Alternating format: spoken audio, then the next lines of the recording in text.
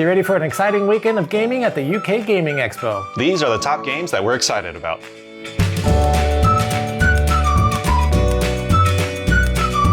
This video is brought to you by our game Timelancers, which is available now in the US. Timelancers is going to be demoed at booth 3A102. It's the All About Gaming's consulting booth area. There is a typo in the official map pack. It has us listed as Party Snails, but we're actually Party Tails. So if you're looking for Timelancers, find the Party Snails in the map pack, go to that booth, and it will be demoing and it'll also be for sale. So if you're in the UK, this is your best opportunity to buy Timelancers. And with all that being said, let's get right into our list. What's your number 10, Lee? So my number 10 is Don Quixote, the Ingenious Hidalgo.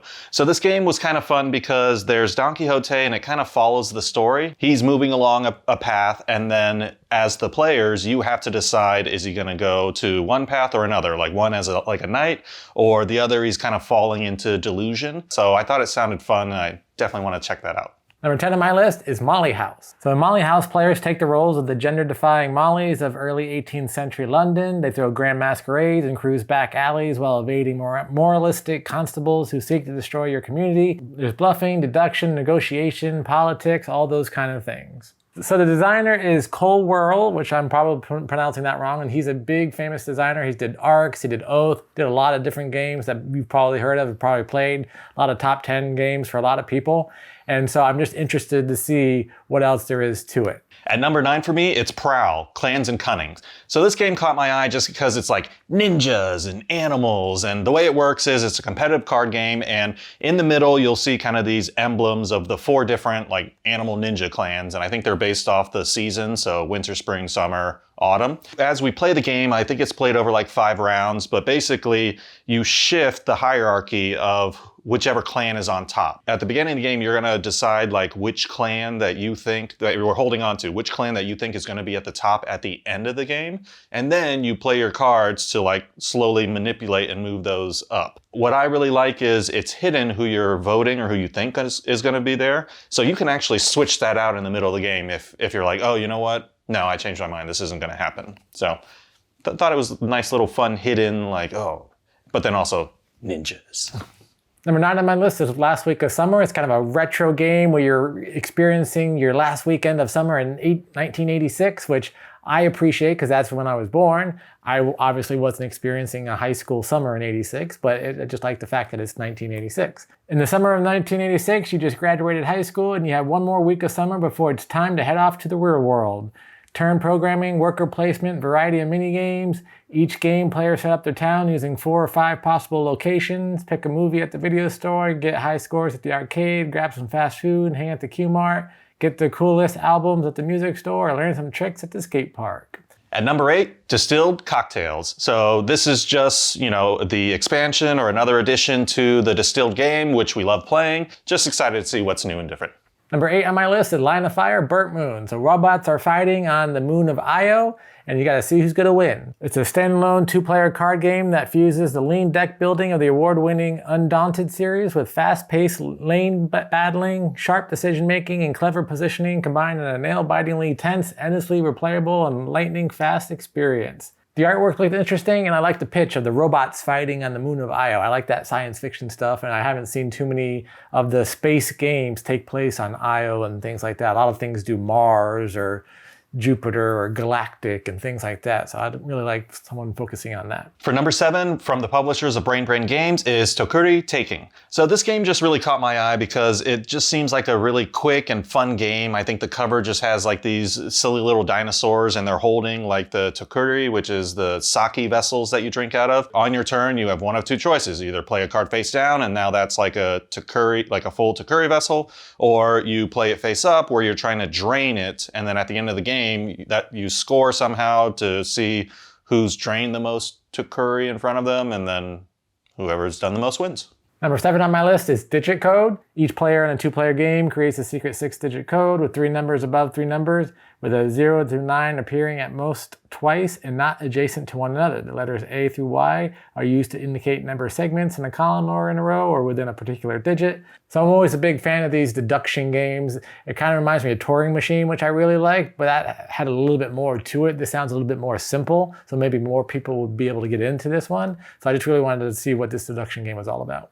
My number 6 is from CGE, it's Wispwood. Now, I couldn't find a lot of information on this. I mean, I saw the artwork, it's like a cat, and it looks like you're building your own little tableau of wisps and a forest, and there's like these little rules. But like I said, I couldn't find much information, but I usually like seeing all the stuff that CGE puts out. And so, I mean, it's an abstract strategy game, fantasy, and just cats too. It's like, all right, let's take a look. Wisps. Wisps. Number 6 on my list is Fathom from Paperfork Games. They also did Cosmoctopus. This game, you're exploring the depths to find these fantastic creatures. It's a tile-laying, pattern-building game of deep-sea exploration. Take on the role of marine biology teams competing to uncover the secrets of uncharted water ecosystems around a fictional island. Set collection, tile building, pattern recognition, things that we really enjoy in a lot of games. So I'm interested to see how they take everything and combine it into the underwater bioluminescent fantasy creature type of world. At number 5 from Sinister Fish Games is Yonder. The ancients have granted you charter. You need to found a settlement on the distant shore. It's up to you to journey there and turn a boatload of workers, resources, and food that will accompany you on your voyage into a sprawling settlement. Sinister Fish Games, we've played a lot of their other games too, and so I just feel more of a loyalty now, where it's like, you know what, let's see what their new thing is. My number 5 is Distilled Cocktails. So number 8 on Lee's list, number 5 on my list. I just really enjoyed Distilled. I want to see what else they have to offer. Dave Beck's usually pretty good at coming up with very inventive, unique mechanics with the games. Luthier, I'm also very excited about. But Distilled looks like it's a much bigger expansion than the last smaller expansion. So I'm interested to see how you're going to have the double washback, how you're going to have to be going worldwide and distribution, all these kind of things, more endgame points. They're also going to be playtesting several other games that they haven't announced, plus one that they have, which is Class of '89. Where you're a yearbook maker in high school and you got to make the right spread, kind of interesting. Now, I'm a huge fan of Distilled, one of my top games, and I'm really looking forward to Luthier, a lot of fun mechanics. I can't wait to play that one. So I'm sure that Class of '89 will have very interesting mechanics, and I'll really enjoy playing it. I really want to see what it's about. However, the theme just really doesn't capture me. If it was the first game, I was like, Class of '89, yearbook making, I'm like, I don't know if I'd back that game. Yeah. Not in high school, but I was in yearbook in middle school, so I'll give it a try. Let's see. I mean, like you said, they've got a track record of other great games, so yeah, let's see.